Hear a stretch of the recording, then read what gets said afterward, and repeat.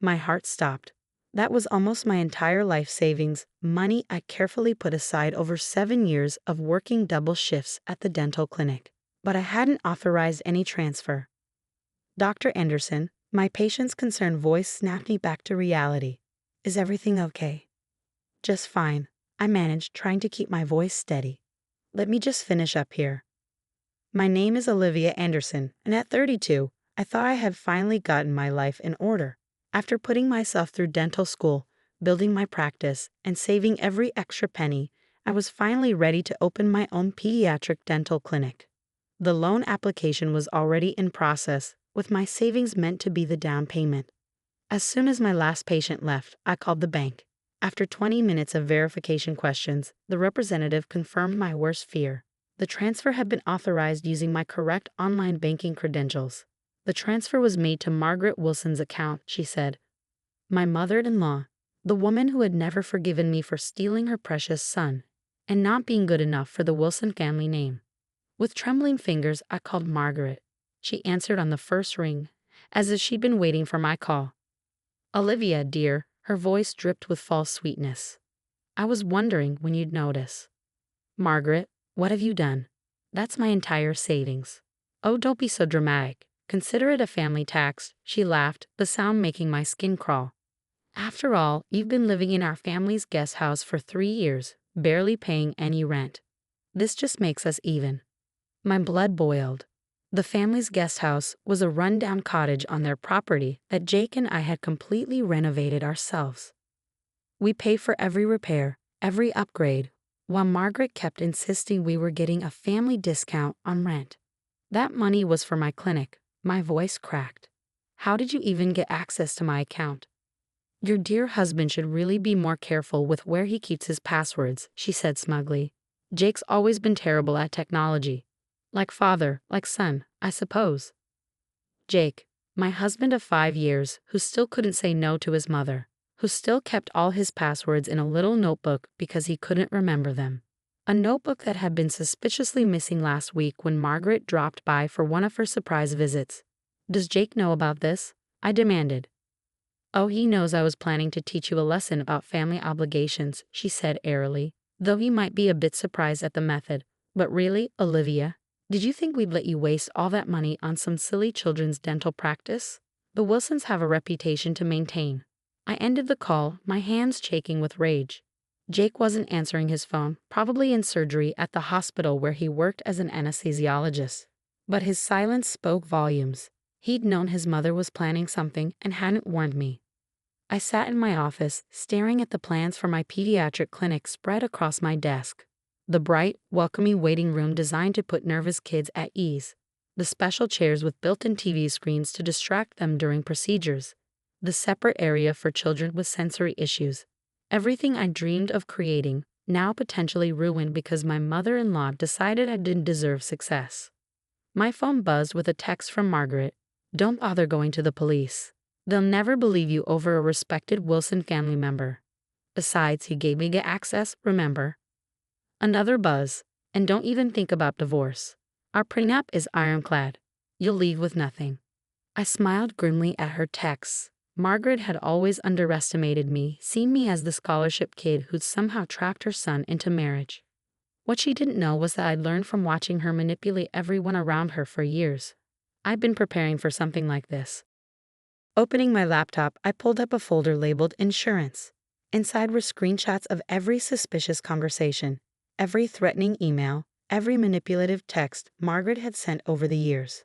I had recordings of her friendly visits that were actually thinly veiled attempts to sabotage my career, and most importantly, I had proof that she'd been planning this theft for months. Margaret thought she had won, that she'd finally put me in my place, but she'd forgotten one crucial detail. I wasn't just some naive girl anymore. I was a professional who'd fought for everything I had, who'd learned to document every interaction because I knew this day would come. I picked up my phone and dialed a number I'd saved months ago, just in case. Hello, Mr. Patterson. This is Olivia Anderson.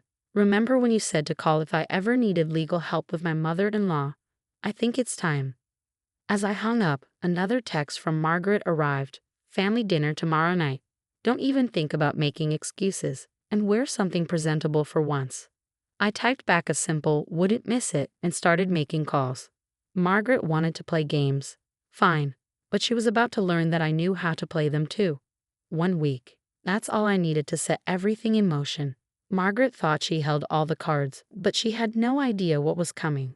After all, I hadn't spent 3 years married to her son without learning a few things about the Wilson family secrets. Let her gloat for now. In 7 days, she'd learn exactly why you should never underestimate a woman with nothing left to lose.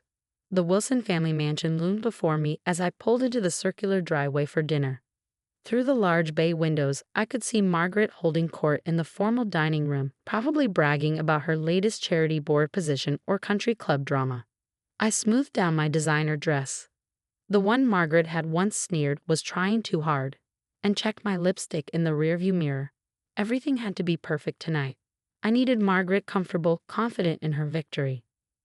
Jake was waiting at the front door, looking uncomfortable in his suit. "Liv, we need to talk," he started, reaching for my arm. I stepped past him, my heels clicking on the marble floor. "Yes, we certainly do, but not now." The past week had been enlightening. While Jake had been sleeping in the guest room, unable to meet my eyes, I'd been busy. Mr. Patterson hadn't just been helpful. He'd been revelatory. "Margaret, darling." I called out, embracing my mother-in-law with practiced warmth. "That Hermes scarf is stunning." "New purchase?" She preened, adjusting the silk at her throat. "Just a little treat to myself. We all deserve to splurge sometimes, don't we?" I caught the pointed look she threw at Jake. He shifted uncomfortably, tugging at his collar. "Good, let him squirm." Dinner was a masterclass in passive-aggressive warfare. Margaret dominated the conversation, dropping subtle digs about my humble background and how some people just didn't understand family loyalty. "Oh, speaking of family," I interjected during dessert, "I've been meaning to ask. How's the foundation doing, Margaret?" Her fork paused halfway to her mouth. "The foundation?" "The Wilson Family Foundation," I clarified, taking a delicate sip of wine. "The one that handles all the family's charitable giving." I was just curious about the annual audit. The color drained from Margaret's face. Beside me, Jake stiffened. "That's family business," Margaret snapped. "Something you clearly don't understand." I smiled, setting down my wine glass. "Actually, I understand perfectly, especially after speaking with Mr. Patterson. You remember him. The Foundation's former legal counsel." The silence that fell over the table was deafening. Margaret's hands began to shake slightly as she set down her fork. "Mr. Patterson has been retired for years," she said dismissively, but I caught the tremor in her voice. "Oh, he's still quite sharp," I assured her, "especially about certain creative accounting practices, like using the foundation to hide personal expenses or transferring large sums of money without proper documentation." Jake's head snapped up. "Mother? What is she talking about?" Margaret's face had turned an interesting shade of gray. "Nothing, darling. Just Olivia being dramatic as usual." "Really?" I pulled out my phone, scrolling through my photos. "So these bank statements showing foundation money being used for your jewelry, your vacations, your gambling debts, those are all dramatic too. Where did you get those?" Margaret hissed. "Let's just say Mr. Patterson kept very detailed records. He felt quite guilty about helping cover up your misuse of charitable funds all these years. When I explained how you'd stolen my savings, he was very eager to make amends." Jake was staring at his mother, realization dawning on his face. "The foundation money. That's why Dad left, isn't it? He found out?" Margaret's composure cracked.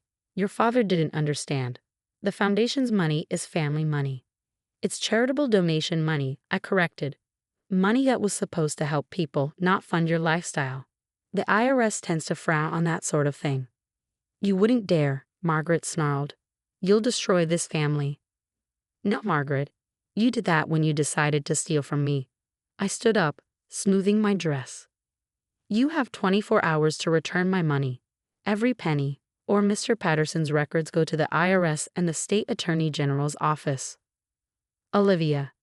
Jake finally spoke, his voice hoarse. "Did you know about this? About the foundation?" I turned to my husband, seeing him clearly for the first time in years. "No, not until your mother decided to teach me a lesson about family. Funny how karma works, isn't it?" Margaret's perfectly manicured hands gripped the table. This is blackmail. This is justice, I corrected. And unlike you, I have proof of everything. 24 hours, Margaret? Tick-tock. I walked out of the dining room, pausing in the doorway. Oh, and one more thing. I'm keeping screenshots of our banking records. If anything happens to that money before I get it back, the authorities will be very interested in how it disappeared. Jake followed me outside, grabbing my arm. Wait, you can't just drop this bomb and leave. I gently removed his hand. Actually, I can. And while we're on the subject of bombs, I've filed for divorce. What? Liv, please, we can work this out. Can we? You knew she was planning something. You knew she had my passwords, and you did nothing. I didn't think she'd actually. Exactly. You never think she'll actually go too far. But she always does, and you always choose her side. I reached into my purse and handed him an envelope. These are the divorce papers. I suggest you read them carefully, especially the part about what happens if your mother doesn't return my money. His face crumpled. I love you. Liv. No, Jake, you love the idea of me, the wife who puts up with your mother's abuse, who sacrifices everything to keep the peace. But that woman's gone, and you helped kill her. I got into my car, watching in the rearview mirror as Jake stood in the driveway looking lost. Behind him, through the dining room window, I could see Margaret frantically making phone calls. Let her panic. Let her try to find a way out of this mess. She had 24 hours to learn that some lessons cut both ways. And this lesson was just beginning. The next morning, my phone rang exactly at 9 a.m. Margaret's number. I let it go to voicemail, sipping my coffee as I reviewed the divorce papers with my lawyer via Zoom. She's been calling nonstop, Jake texted. Please answer her. I ignored him too. The ball was in their court, and I wasn't about to make this easier for them. At 11:43 a.m., the bank notification popped up. Transfer received. $175,000 from account ending in 4872. Seconds later, another notification. Transfer received. $25,000 from account ending in 4872. I smiled. The extra $25,000 was a nice touch, probably Margaret's attempt to buy my silence. She still didn't understand that this wasn't about money. My phone buzzed again. Margaret. Fine, I answered. You've got your money back. With interest, I see. Now destroy those documents and we can put this unfortunate incident behind us. Actually, I said, keeping my voice level. Those documents are staying exactly where they are. Consider them my insurance policy. You little, she sputtered. I gave you back your money. Yes, you did. After committing theft and financial fraud. But this isn't just about the money, Margaret. This is about years of manipulation, of treating me like I was beneath you. I am trying to make this right. No, you're trying to protect yourself. There's a difference. I pause, letting my words sink in. Here's what's going to happen. You're going to step down from the foundation's board. Quietly, you're going to stop interfering in my life. And you're going to accept that Jake and I are getting divorced.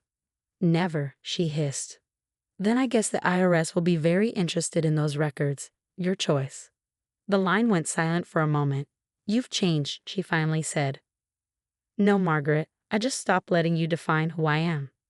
After hanging up, I drove to the bank and transferred the money to a new account, one without any connection to the Wilsons. Then I headed to the real estate office where I'd been secretly meeting with an agent. 2 hours later, I signed a lease on my new dental clinic space. It wasn't the building I'd originally planned on, but it was better.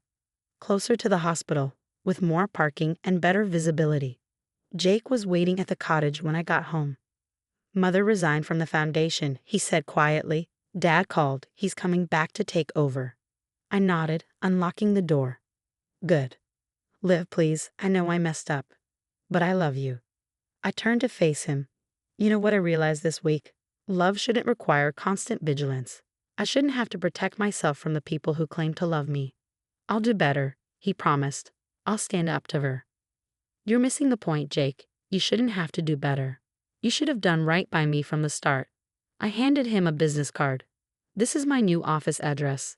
Send the signed divorce papers there. 6 months later, my pediatric dental clinic opened its doors. The waiting room was exactly as I'd imagined.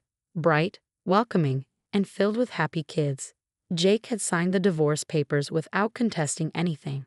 His father, back in charge of the foundation, had made a generous donation to my clinic's program for underprivileged children. Margaret? She'd moved to Florida, supposedly for her health. The last I heard, she was telling anyone who would listen that she'd chosen to step down from the foundation to focus on personal growth. I kept the documents about her financial misdeeds safely stored with Mr. Patterson. Not because I plan to use them, but because some lessons need to be remembered. Yesterday, I received a letter from a family lawyer I'd never met. Inside was a note from Jake's father. I should have done this years ago. The foundation is in better hands now. Keep making a difference.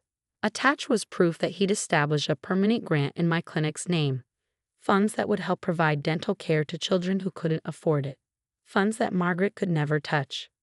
Sometimes the best revenge isn't about getting even. It's about building something better from the ashes of what was destroyed. Margaret tried to tear me down, but instead, she gave me the push I needed to build something stronger. And that's a lesson worth learning.